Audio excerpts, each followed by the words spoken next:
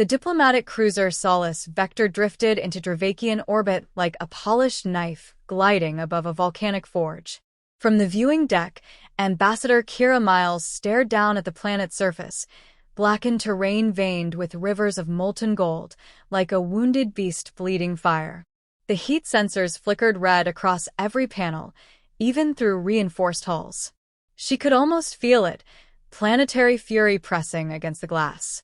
A voice chimed softly through her neural implant. "We've received final confirmation. Landing approved. Welcome to Dravik Prime, Ambassador Miles." She exhaled through her nose, slow and measured. This mission had been rejected by 4 senior diplomats before it reached her. The risk was known. Dravakians were massive, sentient reptilian apex predators, each over 7 meters tall, wrapped in heat-resistant carapace, capable of flight, and bred in a warrior caste system as old as their sun. No human envoy had ever returned from Dravik Prime alive. No footage, no audio, only atmospheric records of sudden combustion, collapsing oxygen, and silence. She had agreed to the mission not out of glory or duty, but because something in her whispered that fear, left unchallenged, would rule humanity's future. And Kira Miles had spent her life running toward what others avoided. That's what made her useful. That's what made her dangerous. Inside the shuttle descent pod, she sat alone, a black formal suit laced with adaptive heat-dampening mesh clinging to her skin. The only visible emblem was the sigil of Earth's diplomatic corps, a circle enclosing an open hand. It looked pathetic, almost naive, against the blood-colored sky outside. Her voice broke the silence. "Initiate neural empathy interface. Level 1. The implant warmed against the base of her skull. A cascade of chemical calibration pulsed briefly through her synapses. She closed her eyes. A breath in, then a rush of memory not her own. Roars in a strange tongue. The smell of ash. Heat on scaled flesh. The emotion was alien but raw, rage restrained by honor, lost drowned in protocol. Dravakian thought wasn't just language, it was power wound in myth. As the shuttle made contact, the ground beneath cracked with an audible groan. The hatch hissed open. She descended the ramp alone. They were already waiting. 9 Dravakians stood in a semicircle before her, each taller than a shuttle itself, their wings furled but twitching with silent tension. Their obsidian armor gleamed, not polished but worn from real battle. In the center stood one distinctly larger than the others, horned, his lower jaw scarred with an ancient brand, and his eyes like twin furnaces. Zarkul, warlord, clan speaker, survivor of the siege of Vargas, slayer of 10 Terran warships at the Battle of Ruin's Edge. Kira stepped forward and removed her helmet, letting the oppressive heat lick at her face. Her pupils adjusted. She met his eyes without flinching. "Ambassador Kira Miles of Earth, I come in the pursuit of peace." A pause. Then the warlord's wings extended, part ritual, part display, each leathery expanse catching the rising wind like a shadow of death. His voice rumbled, translated through a crystalline box worn at his chest. "No human has walked these grounds and spoken again to their kind." She didn't blink. Perhaps none of them listened. Another pause. A subtle shift rippled through the Dravakians. One to Zarkul's left, the youngest, clicked his talons against stone, a gesture she suspected was disapproval. She noted it without reaction. "I invoke the Flame Accord," Kira said, referencing the one ancient clause in interstellar law allowing diplomacy, even in war zones. "Under its binding, I request sanctuary for dialogue." The youngest Dravakian hissed something too fast for the translator. Zarkul silenced him with a glance. Then, after a moment too long for comfort, he nodded. "Then speak your first words carefully, human. The circle of flame opens only once." A gust of superheated wind roared across the landing site, scattering ash like snow. Kira's suit resisted the worst of it, but sweat prickled her collar. "I am not here to beg," she said evenly, "nor to threaten. I am here to understand, because misunderstanding has already buried too many of our dead." She stepped closer. The guards shifted but didn't stop her. I offer no apology for the war. But I offer you this. I have come alone, without weapons, without soldiers, and without the command to control you. I came because I believe you are more than death machines. I came because I believe you remember what you were before war made you forget. Zarkol studied her, not blinking, not breathing, just watching with a stillness so complete it felt unnatural. Then he spoke, each word delivered with tectonic finality. Tomorrow, you will stand in the circle, not to speak, but to see. If you survive, we will listen. If not, your blood will feed the stone. Kira nodded once. Agreed. Without another word, the Dravakians turned and began to walk away, wings sweeping ash in their wake. Kira stood there as the sun dipped behind the obsidian cliffs, turning the world from molten gold to deep crimson. Inside her mind, the neural link flickered, briefly, showing a flash from one of their memories. A youngling kneeling before fire, carving runes into scale. The image vanished, but the feeling remained. They were not machines. They remembered. And tomorrow, she would see what they had never shown a human. She felt the weight of it, heavy and scorching, like a prophecy forged in flame. She did not know if she would survive. But something deeper whispered that survival was no longer the measure of success. It was understanding or extinction. The circle of flame was not a metaphor. Kira stood at its rim, the heat rising like an invisible tide, thick and oppressive. Before her stretched an arena carved into the planet's crust, its inner walls scorched black by centuries of ceremony. At the center, a pool of liquid fire pulsed with a slow, hellish rhythm, as if the planet itself breathed in embers. Above, jagged towers loomed like broken teeth, each adorned with perches where Dravakians gathered to witness the ritual. Her boots had been taken. Bare feet pressed against searing stone.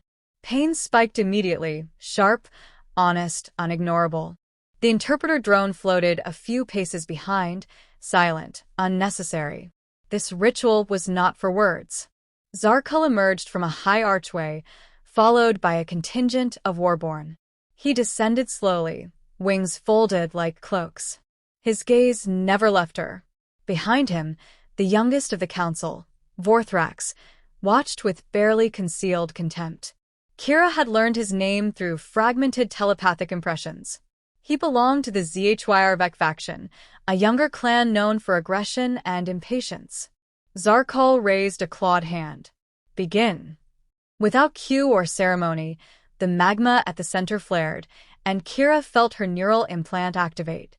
The Dravakian mind link surged like a wave crashing against her thoughts, and then, without warning, she was not herself. She stood on a battlefield scorched and moonlit, but through alien eyes. The air was heavy with the stench of ionized blood. Around her, other Dravakians roared and fell, clawing at Terran exosuits with desperate fury.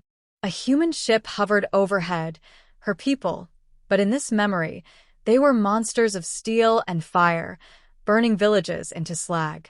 The memory shifted. She was smaller, younger. No wings yet, watching her elder fall to a plasma bolt. The agony was not physical. It was sacred rage, cold and precise. A vow etched in the mind. Humans could not be trusted. The link snapped. Kira stumbled, gasping. Her skin was soaked in sweat, her feet blistered.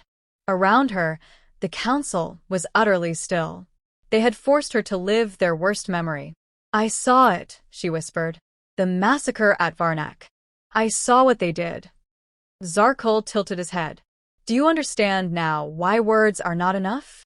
She met his gaze, unflinching. Yes. But I also know that not every fire begins with a spark you recognize. Some are lit by accident, some by fear. Vorthrax hissed loudly. She dares to lecture us? Another Dravakian snarled in response. The arena stirred, not with fury, but uncertainty. For the first time, the unity among them cracked, just a sliver. Kira felt the shift. She took a breath and dropped to her knees, placing her hands flat against the burning stone. If this ritual is truth through suffering, then let me give you mine. The empathic interface responded to her intent, flaring dangerously. She pushed her own memories into the psychic channel. The death of her brother in the Rim conflict, his screams as their escape pod failed. The day she signed her diplomatic oath with trembling fingers. Nights of nausea before negotiations. The burden of peace carried alone. Pain lanced her skull, and she bit down hard to stay conscious. The magma surged brighter in response.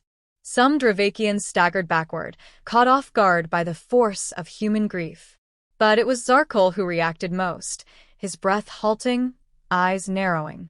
In the link, for just a moment, she saw his reaction not as a warlord but as a father.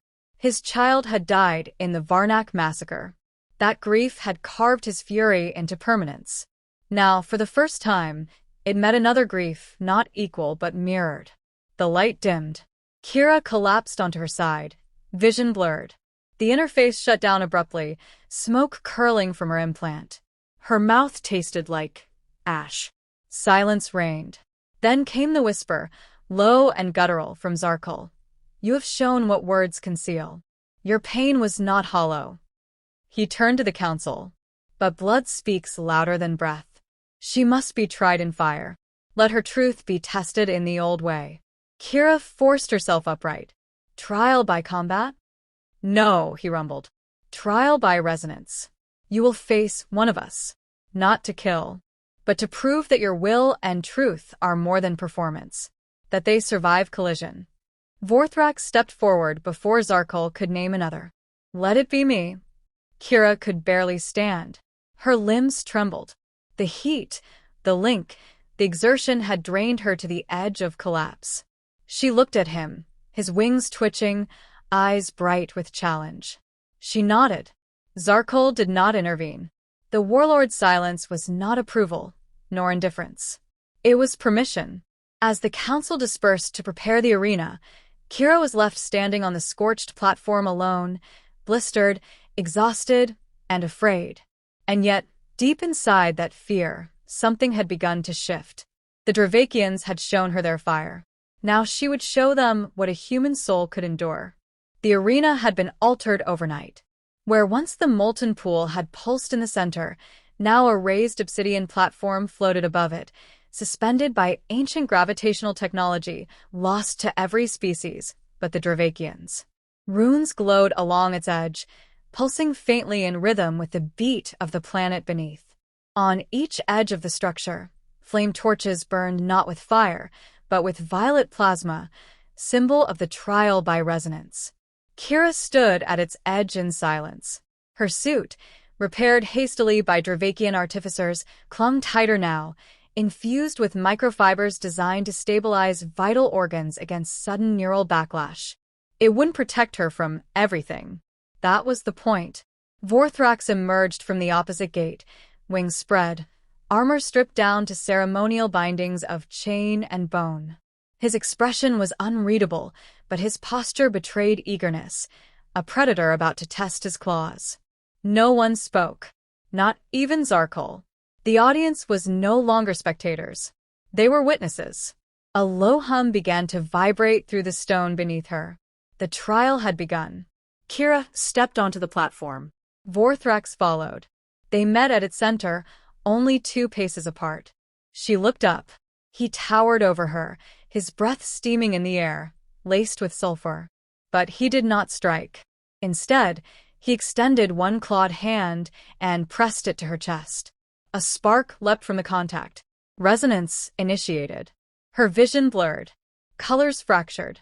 The platform beneath her became intangible, and suddenly, they were somewhere else. Not physically, but psychically. A mental plane forged by both their consciousnesses. A shared hallucination, fueled by memory and identity, overseen by the ancient laws of their ancestors.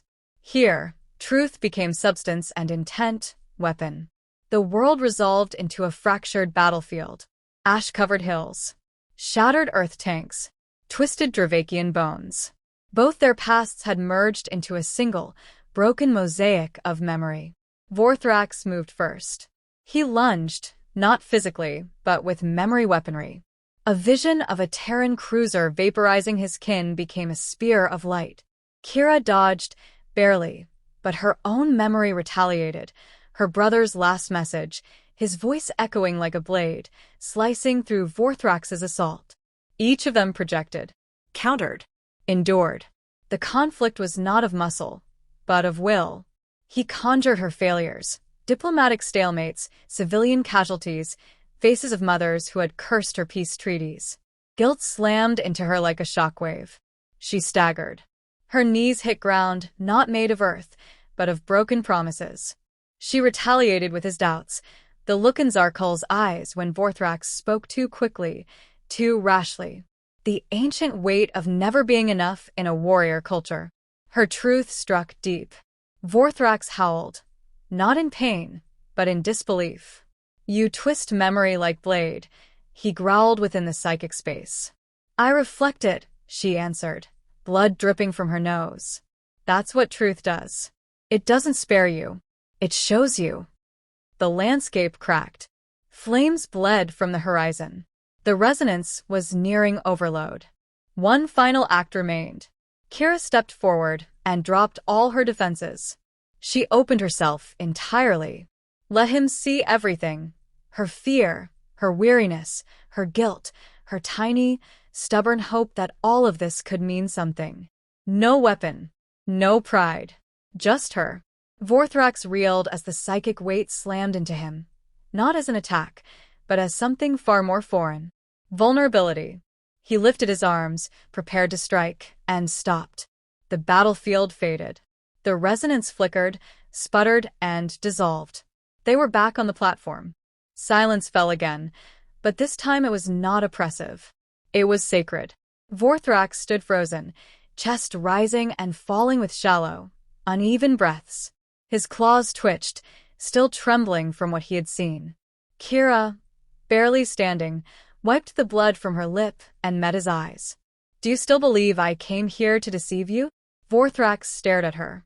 Then slowly he bowed his head, not in defeat, but in recognition. The crowd murmured. Some growled. Some hissed. But none moved. They waited. Zarkul stepped forward, wings casting long shadows across the platform. He looked to Vorthrax, who offered no resistance. Then he turned to Kira. "The trial is complete. The resonance holds." She did not break. He faced his people, voice rising like thunder. "She knows us. And now we know her." A single note of acknowledgement echoed across the arena, claws striking stone in unison. Not applause, but acceptance. Kira swayed. Her body begged for collapse, but her spine held straight. She had done it. She had survived the impossible. Not through force, not through cleverness, but by offering what they had not expected. Truth laid bare. Later, as the suns dipped beneath the obsidian horizon, she sat alone beneath one of the jagged towers. The translator drone hovered nearby, but she silenced it with a gesture. Footsteps approached. Zarkul seated himself beside her, without a word. The warlord, the slayer of fleets, smelled faintly of charred incense and battle sweat. "Vorthrax will be changed," he said. "Will he hate me for it?" she asked, not bitter, just tired. "No," Zarkul replied after a long silence. "He will hate himself, until he understands what you gave him." She nodded. He looked at her, not as a threat, not as a symbol, as a diplomat, a peer. "When you return to your people, they will want assurances," he said. "They always do. Give them this: the Dravakians will speak. Not as enemies, not as vassals, but as equals." She turned to him, a slow smile forming through the pain. Then maybe this wasn't the most dangerous mission. Maybe it was the first real one. For the first time, Zarkul's lips curled, not a smile, not exactly, but something older, warmer. A flicker of something they'd both risked everything to ignite. Understanding.